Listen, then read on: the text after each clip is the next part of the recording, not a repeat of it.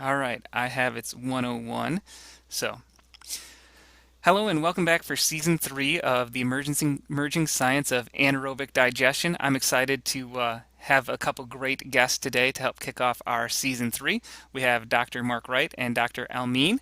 And they are going to be talking about tools to help navigate opportunities and trade-offs with anaerobic digestion. And they've both been working on some anaerobic digestion issues for a while now.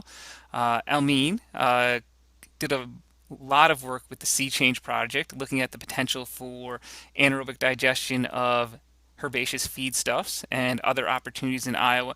And Mark started quite a while ago. He made a tool called the Iowa Biogas Assessment Model, which really looked at what are the opportunities and where they located throughout the state.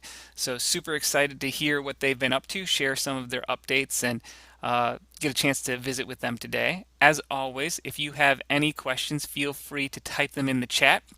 Everyone can see them. If you want them targeted so that you don't know who asked the question, you can send them directly to me, and I'll make sure Mark and Elmin take their go at your questions before we let go today. But otherwise, really appreciated to have you all joining us. And with that, I think Elmin is starting off our presentations from the two. So Elmin, great to have you here today. And if you could give a brief introduction and then get started, we'd appreciate hearing what you have to say. Perfect. Thanks, Dan. Hello, everyone. My name is Elmin. I'm a research scientist at the Bioeconomy Institute. As Dan mentioned, a lot of my previous work has been on the Sea Change project, so looking at anaerobic digestion as sort of this catalyst or this means to incentivize different conservation practices, things like winter crop or cover cropping, prairie strips, etc.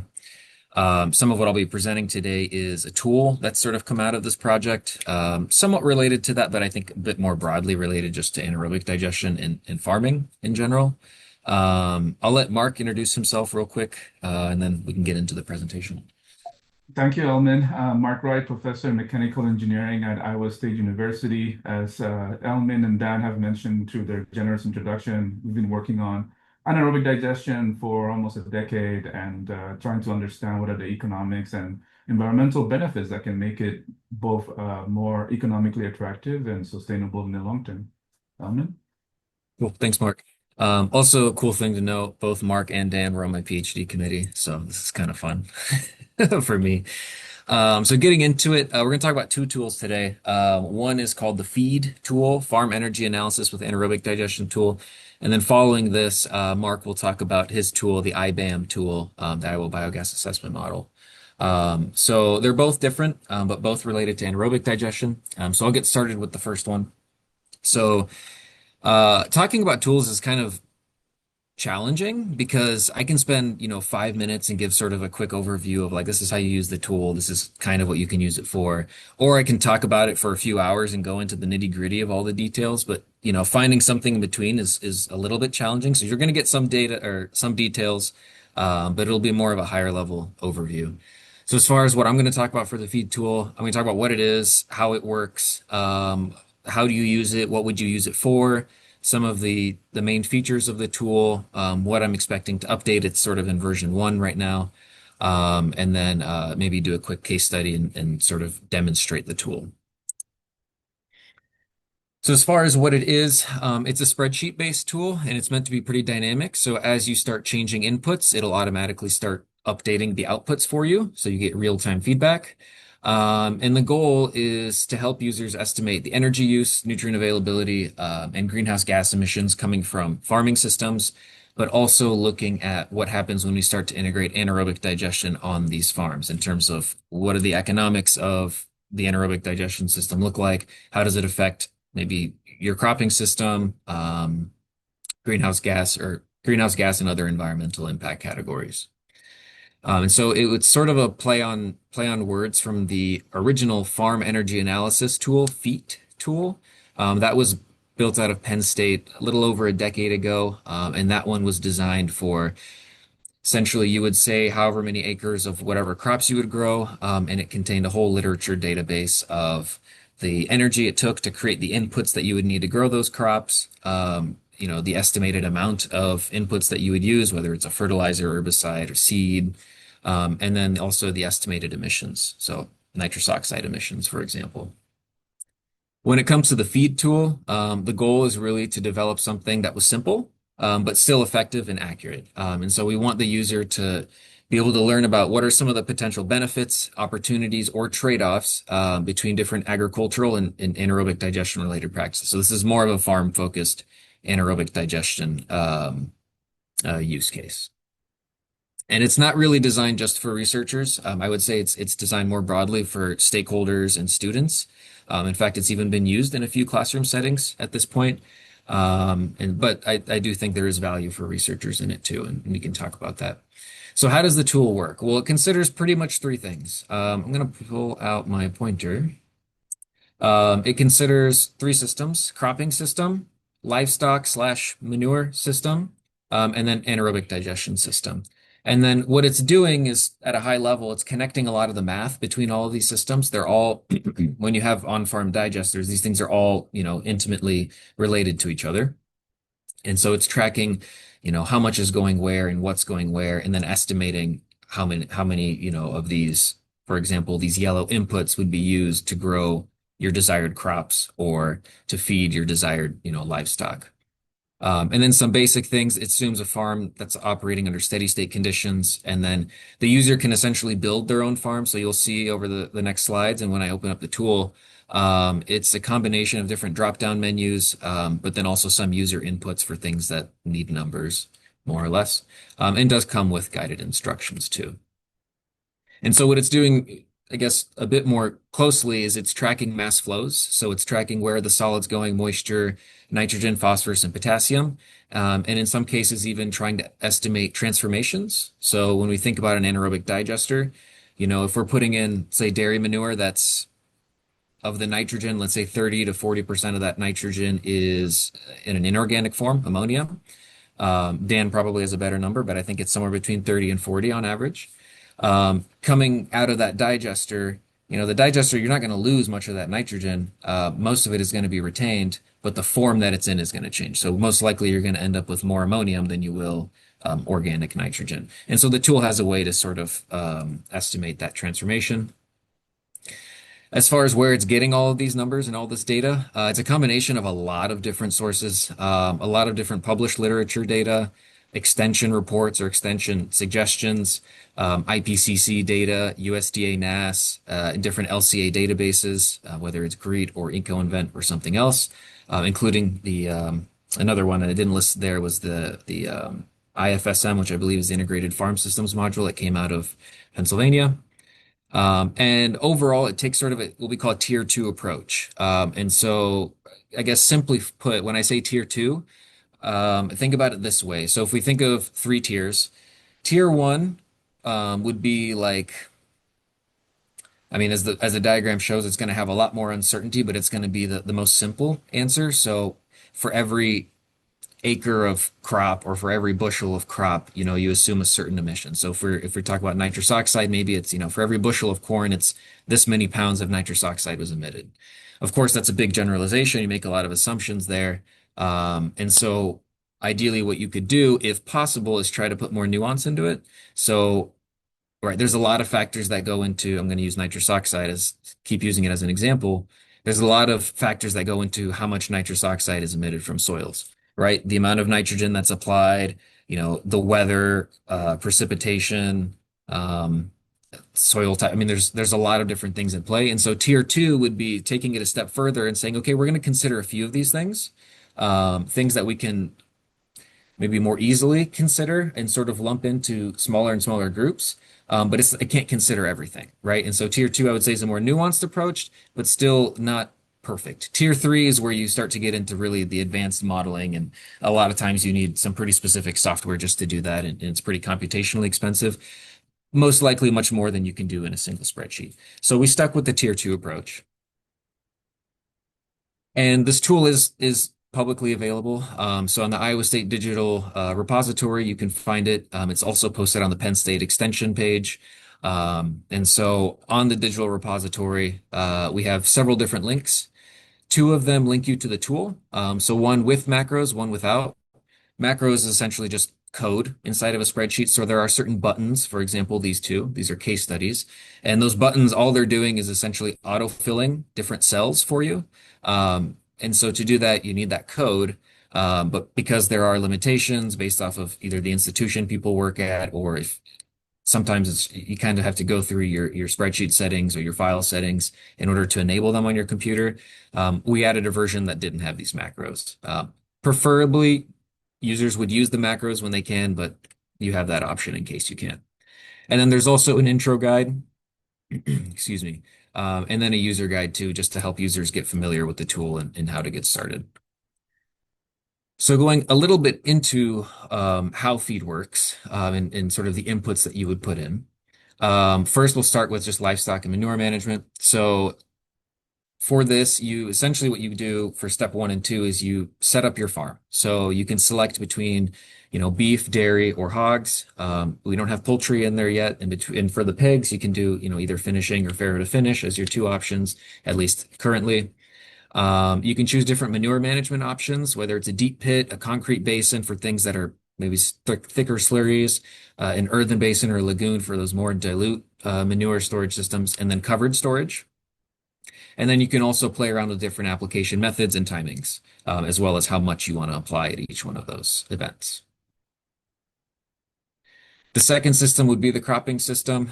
So for here, you can select up to 9 different grain, forage, and or bioenergy crops.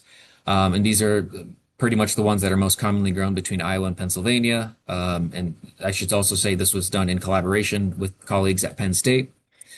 And for each of these different crop categories, you can look at different management scenarios. You can look at cover cropping, double cropping, manure timing, fertilizer timing. You can change the yields if you want to, etc. So essentially, you're sort of building and simulating your own farm here.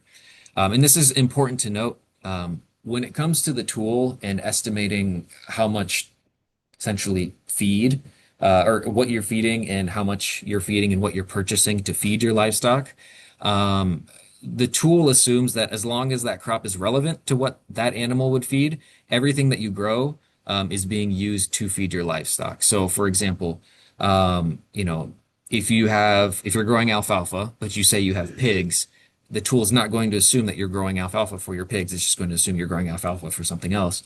But if you're growing corn, it might assume that that corn is being used to feed your pigs. And so it's just important. In terms of like what the livestock are eating, a lot of that data is taken from the American Feed Industry Association. They've done a lot of modeling work, and they actually have a pretty useful tool online, down to sort of state specific data per animal type. And then the last system would be the anaerobic digestion system. So here, I think you have the most flexibility.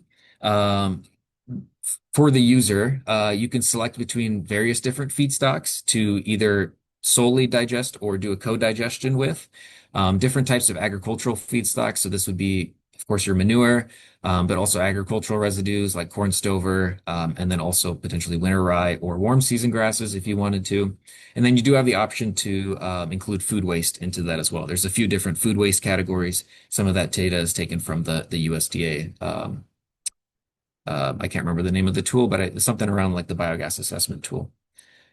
You also have the flexibility to play around with different digester operations, assumptions, parameters, whatever it may be. You can look at how that affects either the economics or how that affects, say, nutrient availability or total greenhouse gas emissions, and then also play around with the economic assumptions. So, what value are you selling your gas at? What value are you selling your electricity at? Are you getting grants? How many people are you employing? Full-time employees do you have just to run the system, et cetera, et cetera. So there's a lot of flexibility there. And what the tool is assuming here is that everything is running through essentially this process model. And so you have, your feedstocks go through, some sort of pre-treatment. They all get collected, go into a digester, and then everything from there is essentially, dependent on what you pick. You're producing electricity, renewable natural gas. Are you separating your digestate? How are you managing your digestate, et cetera? But it's tracking it across this entire flow diagram here. And across that flow diagram, each one of those points, it's estimating the operational cost, capital cost, energy input or energy requirements for them. For example, how much electricity do you need to run the pumps or the mixers, etc. So some of the features of the tool. So I'll get into the actual tool soon, but probably the biggest one is the real-time feedback. So on the left side of the tool is where you put all your inputs. So this is where you sort of build your farm, is how I think of it. And on the right side of the tool is where you get real-time outputs. So it'll do all the calculations in the back end, and then it'll spit out all of the results to you here at the front end, or at least most of the results here at the front end. And so as you start to change around variables, you can see the immediate impact of, okay, what does that do to my nitrogen availability, or what does that do to my profitability, so on and so forth.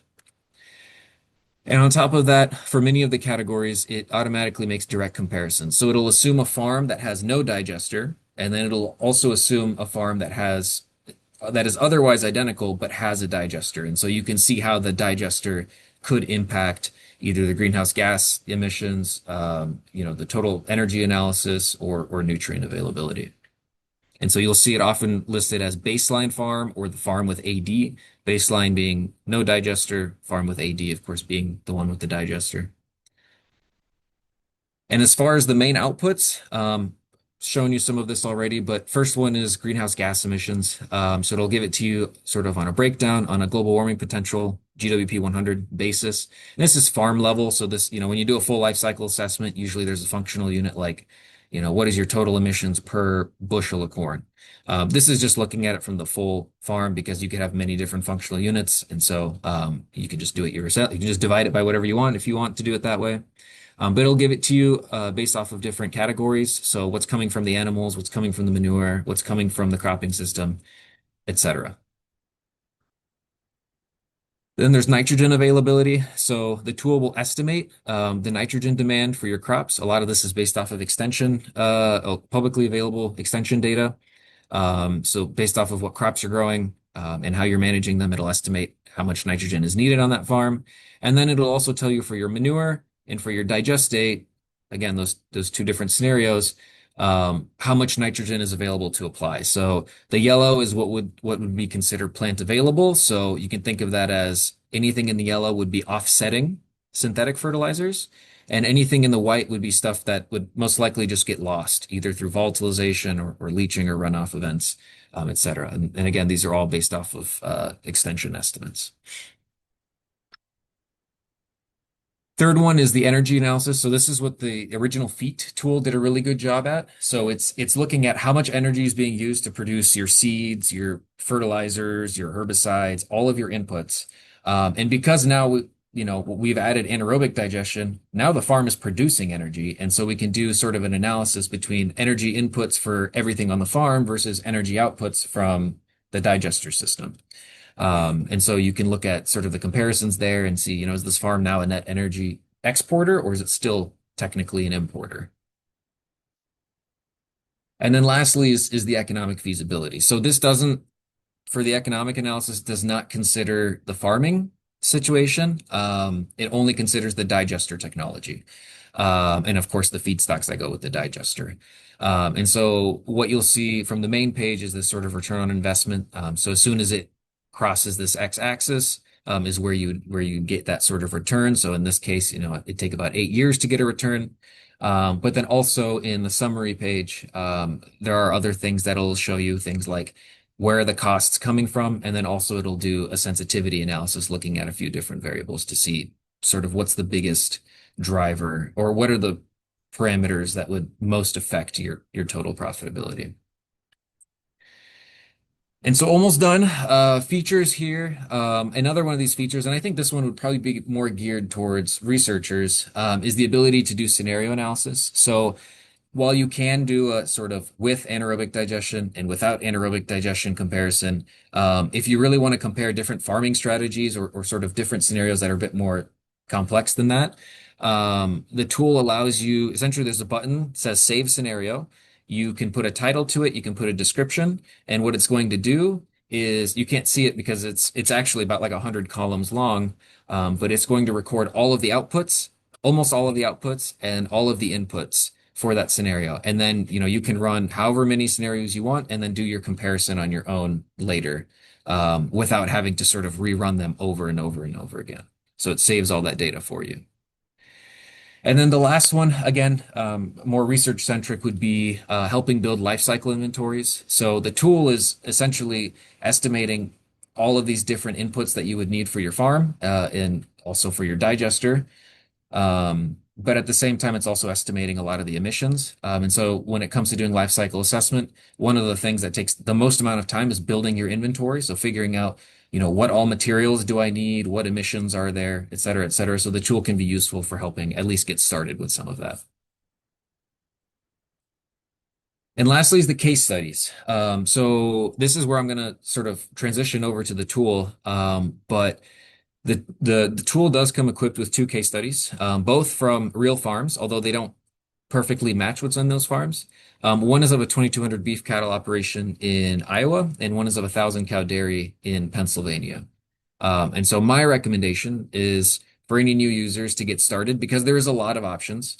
Select one of these. It's going to auto-populate everything. Look at the results. Look at what the farm is doing, and then from there, start to play around one parameter at a time. See how that affects your different outputs, and familiarize yourself with the tool that way. That's my sort of recommendation. I'll show you how I'd go about that. But I did mention that this tool is sort of version 1. So it is publicly accessible. It works. But there are things that I would like to update on it. Number one is more guardrails. So you can pretty much do whatever you want in this tool, things that don't really make sense. And while it doesn't always throw errors at you, it doesn't always give you sort of realistic numbers, right? So adding in more guardrails to sort of prevent a lot of these sort of weird scenarios that could get developed. And a lot of this came from experience with sort of using this tool in the classroom, because students were essentially assigned a task, and they came up with these solutions, and it was like incredibly weird. Like, oh, you can't do this. But it was good. It was useful and it was good to know. And the students were being creative, which is always a good thing. Second thing is refining and expanding the livestock and manure management module. I would say the three systems that I talked about before, that one's the skinniest in terms of how much you can play around with it. So updating that, refining it. Same thing with the cropping system, but more so on the nutrient demand side. So being able to play around with sort of fertilizer timing and how that could affect, how much nitrogen you need to apply. I think the tool could do a better job of refining that. And then lastly is some sort of, I'm sort of still thinking about this one, but some sort of interactive module. So right now you're seeing a lot of numbers and a lot of text, but it'd be good to see some sort of picture, right? If you're building this hypothetical farm, it'd be good to see a diagram of this hypothetical farm. I don't know how exactly you would do that in a spreadsheet, so you may have to get a little creative with it, but some sort of option or opportunity for that. Another thing I was considering is sort of a basic and an advanced tab. So in the basic one, it's far fewer inputs, but they're designed to give you sort of quick results. Whereas in the advanced one, you can say, okay, now I really want to play around with all of these different manure management considerations or whatever. So a few options there. Okay, so I'm going to get into the tool. Just for a quick overview of the Iowa case study, it's 2,200 head beef finishing operation. It's about 2,500 acres in crop production. It's Iowa, so it's corn, soybean. However, on this farm, they are double cropping. So on a lot of those acres, it's in a corn, rye, soybean rotation, and that rye is a winter crop. They're not growing it out to grain. They're still harvesting it, before that grain emerges. But it's being harvested as a bioenergy crop for their anaerobic digesters. And they also have about 40 acres of restored prairie on that site too. And so for their digesters, they're not just digesting manure, they're also taking in technically corn stover because they're using that as bedding. So that's also going into their digesters, but also that cereal rye and that prairie. About half of the prairie gets harvested every year. And the tool is also assuming that they're purchasing about 2,500 dry tons of cereal rye and then also of prairie from neighboring farms for that. So I'm going to open up the tool. Hopefully it's over here. Just briefly, just to show you what it looks like. And I'm going to zoom out a bit. So there's a lot of tabs, but most are just data tabs. So there's no need. Well, you can go into them, you can play around with them if you want, but there's no need to for the actual tool. The main page is a welcome page, or the first page is a welcome page. And the main page where you would do all your work is the one titled FEAD. And so here is where you can, select one of these case studies. So it can be the Iowa farm, as you can see, it automatically updates, or the Pennsylvania farm. Um, and you can play around with different, outputs. So for example, if I wanted to look at, the economics of anaerobic digestion, I'll zoom in a little bit here. Let's say on this farm, they're not putting in winter rye or warm season grasses into their digester, but they are putting in food waste, right? So what would happen? And they're getting an assumed $40 per ton of food waste that comes in.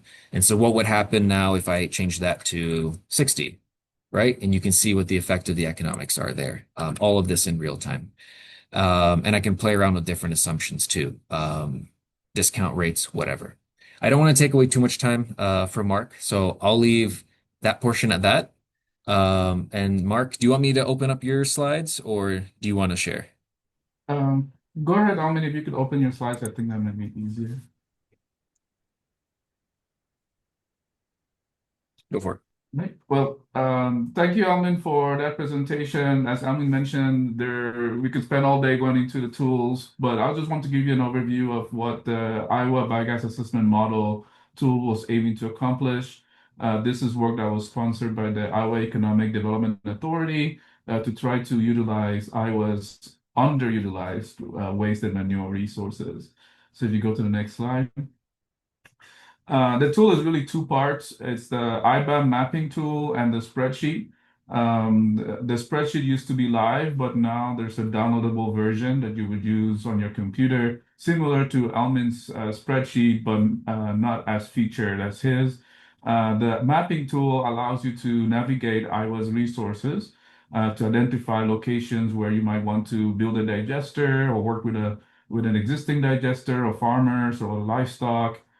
You can see in the picture on the left, we have quite a few different types of resources, ranging from horses, turkey, chickens, sheep, and goats. And more recently, we've added data from the National Waste Database. So even though this started as an Iowa project, we now have data that's nationwide that could be used for anaerobic digestion. Next slide. And so, as I mentioned earlier, the motivation really came from the state of Iowa. They wanted to motivate not only farmers, engineers, but also policymakers and investors to better understand how much biogas we could produce in the state. Iowa didn't benefit from the shale boom, and so biogas was one of the ways where we felt we could contribute to the growth in natural gas demand. Next slide. And so I've already touched on these two high-level parts of the software. One, being able to identify what resources are available, compare potential facility locations. So it's not only calculating totals within a given radius, but it can also let you zoom in into a particular location. Because it uses Google Maps as the mapping layer, you can even go into Street View and try to locate the specific farm where that manure or livestock is located. Next slide. And so all these three things combine into trying to give users an estimate for their return on investment. So similar to Elmin's tool, our main metric here is how much net present value this process might generate. And so the outputs from the mapping tool are used to connect to the live spreadsheet. Next slide.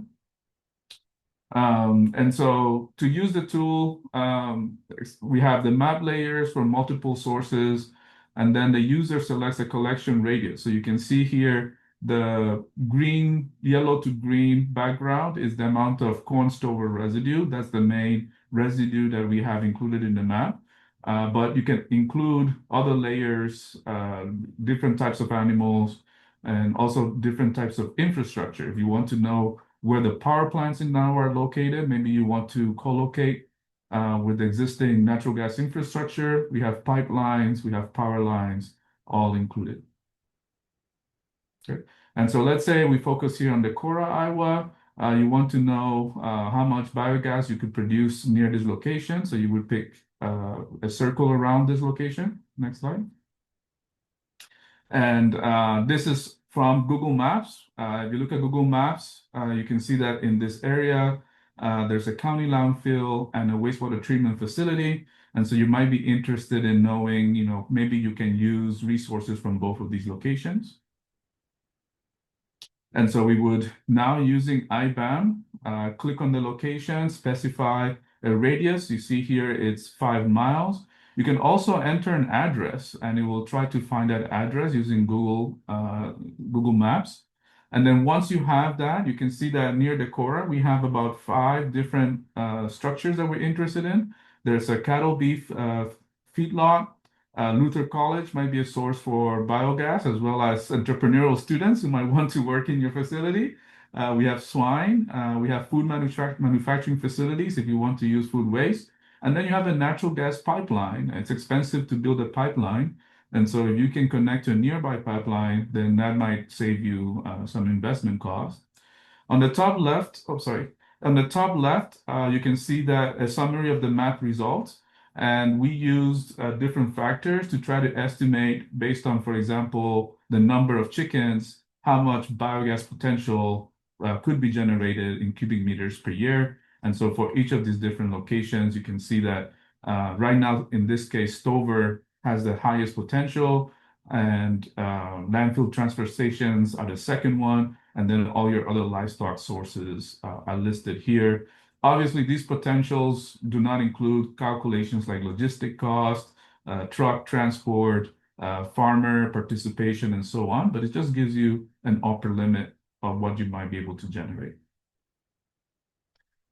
And as I mentioned, this uses Google Maps, and so you can switch to satellite view and take a closer look. So if you do another slide, right, you can keep zooming in, get a better idea of the infrastructure available nearby, right? And so, as I mentioned, you can go all the way to street view, right? And so this is a street view of wastewater treatment facility that you can access from the IBAM tool and get an idea of, does this location still exist? Is it really there? Obviously, street view isn't updated live, but it gives you a very good idea of what's available. And so now you can collect all this data into whatever other tools, Excel or so on, to do your own analysis. So we normally would pass this to the spreadsheet. And based on that, we would try to get an estimate of the revenue that you would generate. So here you see some costs on the left side, and then the pipeline gas or biogas being revenue based on a specific price point. So those who might be in Decorah know that it's a very progressive location. They do try to make smart energy decisions. And so in terms of biogas, they have a lot of resources that haven't been utilized, that could be utilized. In the case of biogas, specifically having that pipeline nearby makes it a very attractive location. And so these are the kinds of scenarios and opportunities that IBAM tries to highlight.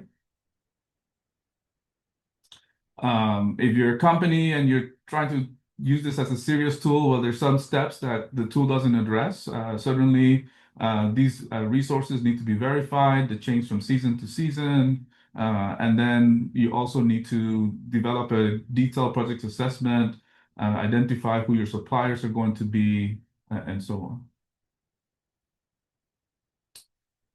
And so that's all I have. I think Elmin is going to talk a little bit more about some new updates related to IBAM and some of the work that he's doing. We currently have hired a student to revamp the website and its tools, and that's not part of today's presentation, but I'm really excited to hear more about Elmin and his future work.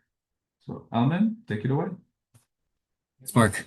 So not a whole lot to update there, but I can talk about what we're doing. So part of a new project funded by the Iowa Economic Development Authority's Iowa Energy Center is looking at anaerobic digestion to power microgrids, particularly in rural communities, but also in municipalities across the state.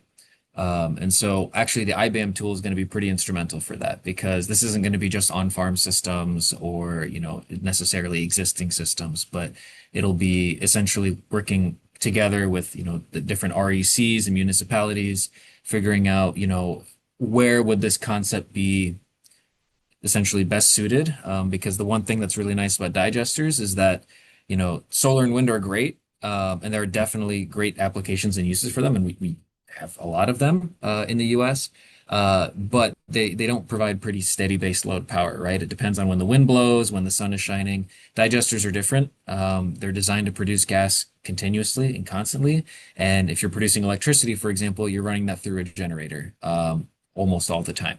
So it can really help with providing that sort of base load stable power, which a lot of the utilities are really interested in, especially now in the age where a lot of data centers are sort of popping up and there's a lot more strain on the electrical grid. So yeah, part of the work that we've proposed for that is enhancing the IBAM tool, but also using it to help because for example, in the city of Muscatine, they actually have an organics waste recycling center, which is actually an anaerobic digestion facility that takes in a lot of food waste. So things that would normally go to a landfill are now going to what is essentially a biogas plant, and being used to produce electricity, with the long-term goal of that project being to power a microgrid.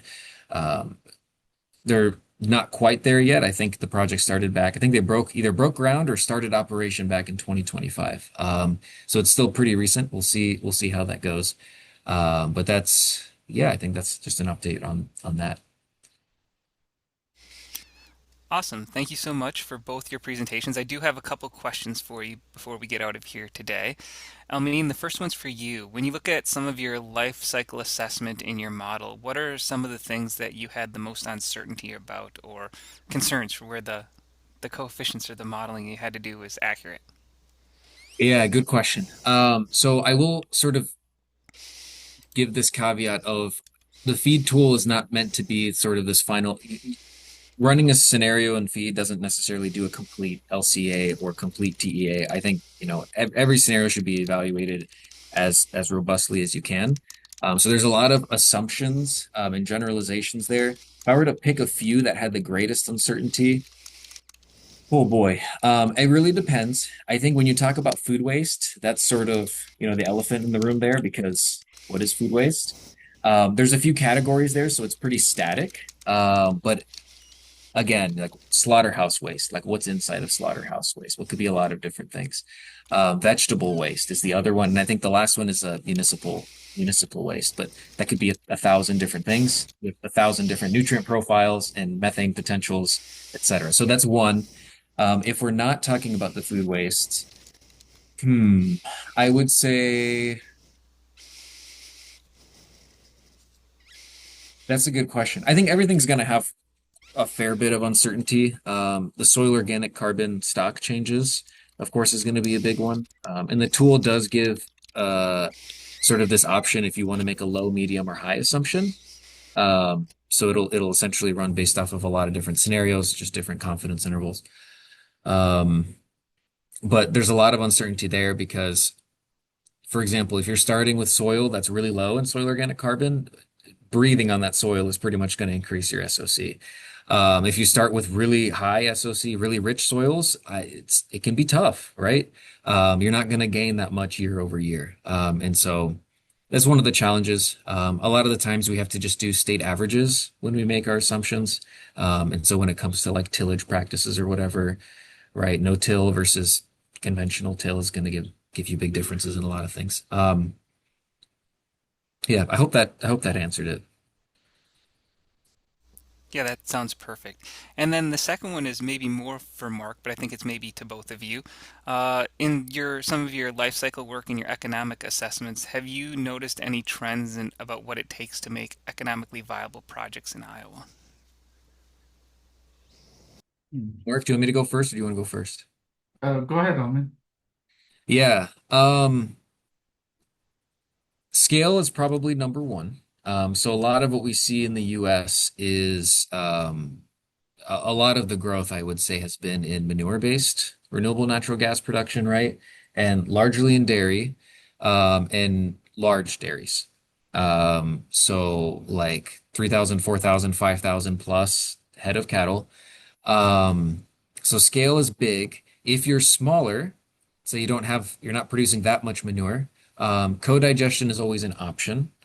And I've seen sort of two interests from industry there. One is food wastes, but food waste has its own challenge because the a lot of the revenue that's generated from these projects comes from federal incentives and state incentives, things like RIN credits or like California's LCFS credits. When it comes to the RIN credits, it's really valuable when you have cellulosic feedstocks. Food waste is not a cellulosic feedstock, and so the value of your gas from food waste isn't quite as high. But food waste also you get paid to take it in, so there's an advantage there. But when it comes to other cellulosic feedstocks where you could get a lot of revenue from the gas, those would be things like agricultural residues. The biggest challenge with using those or trying to scale with those is number one is feedstock cost. So they're not cheap. We say corn stover is everywhere and it's cheap, but it's really not. Paying $70+ per ton of feedstock isn't very cheap when you're making energy. And on top of that, many times, especially if we're talking corn stover, your methane yields from them just aren't quite as high. So those are to me the big challenges that we see there. And if I could add, so those are great points. Iowa, one of the unique things about Iowa, for example, is that we don't have as much dairy operations as Wisconsin, for example. And so the environmental benefits of digesting beef cow manure is not as attractive as dairy manure. And so Elmin mentioned the low carbon fuel standard, which is a program that incentivizes the reduction in the carbon intensity. The better your carbon intensity number, the more credits you get. If you're not using dairy manure, which is one of the highest producing systems in terms of good carbon intensity numbers, then you're a bit limited. As Elmi mentioned, lignocellulosic biomass similarly doesn't have quite the carbon intensity values that dairy manure does. And so in addition to the carbon intensity considerations, pipelines, we mentioned pipelines. It takes about $1 million just to connect to a pipeline. And for security reasons, those pipelines are owned by the utility. And so that sometimes can be a hurdle, especially for smaller digesters. Perfect. And then just the last couple questions as we finish up. Does the manure database out of the University of Minnesota, and it was talked about a couple weeks ago on Iowa Learning Farms webinar, a year ago, sorry, help with baseline manure constituents, and do you use that in your feed model, or is that helpful data for manure modeling essentially? It will be very helpful data. Right now, it's mostly based for the manure. It's mostly based off of the ASABE standards. Is where I get a lot of that information. But I actually was not aware of that, so I'm going to note that down. Yeah, I think one of the struggles it maybe has right now is making sense of it, and unfortunately, it doesn't estimate manure volumes. So I think it's a lot of concentrations about manure samples, and you can see a lot of variability. So it does give you some insight into nitrogen and phosphorus and potassium, but it doesn't link it to really if there's been manure production changes with time. So I think that's one limitation we're going to have with it right now, but it definitely does help ground truth some of maybe what people see in their manure. And then the last question we have is, does the economic analysis take into account the cost of meeting state and federal environmental regulations? For example, having to meet manure management plans or effluent management plans for the digester and having to haul further, or maybe having to construct a storage that meets guidelines. So storage, yes. Uh, in terms of application, no. So it's mostly just focused on the digester technology. It essentially starts at the feedstock, so you put a certain dollar per ton value on it, and then it ends at digest state storage. So if the tool estimates that the farm has enough volume in their existing lagoons, let's say, if they have a deep pit, then they need to build lagoons, but enough volume in their existing lagoons to hold that digestate, the liquids, then it assumes it can use that. Otherwise, it assumes that it needs to construct an additional one. Yeah, if I could add briefly to that, our economic calculations usually include a factor, whether it's in the construction phase or the operating phase, that includes like legal fees and things like that. And so usually meeting the state and federal regulations, based on the total annual revenues, can be a small percentage of the total cost. And so that's one generic way that we account for those. Now, there are other state federal regulations that are more important in terms of the total output that we generate. So, for example, we used to have the power credit that the state of Iowa has discontinued. And so you could get some credit for producing power. And we already talked about state incentives for biogas. But in principle, in the IBAM side, we don't have state-by-state factors. Thank you. Perfect. Thank you so much. And once again, thank you both Mark and Elmin for your presentations today. Thank you everyone for joining us, and hopefully you can tune in next time when we plan on having Stephanie Lansing out of Maryland talking about some of her experiences both with poultry litter and incorporating food waste in there. So it should be an interesting one. I know she's tried to do some very innovative things with a different type of digestion, a different type of system than we often see in the Midwest. So thank you again for the presentations. Thanks everyone for joining us, and hope to see you again next month.